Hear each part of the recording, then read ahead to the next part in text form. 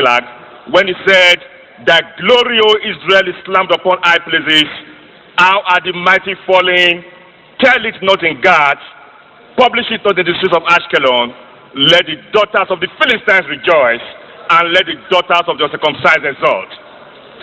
Mr. Speaker, it is a pitiable dismal pisma. It is regrettably lugubrious that in a country that is so blessed with human resources, in a country that is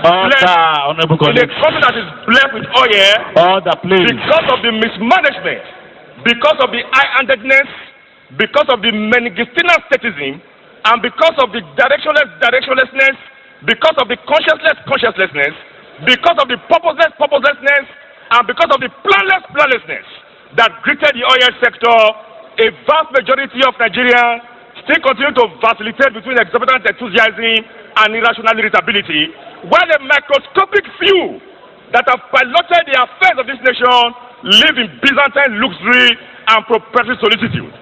Mr. Speaker, today I am happy I'm a Nigerian.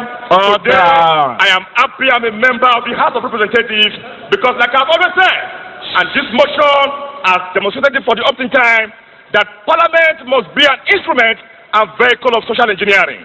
Parliament must remain the constant forums of the people, having superintendence over umbrages, contrast bonus more. Mr. Speaker, I am in perfect simulacrum with the prayers of this motion, and this is my humble logomachy, and the logomachy I made without logo passion.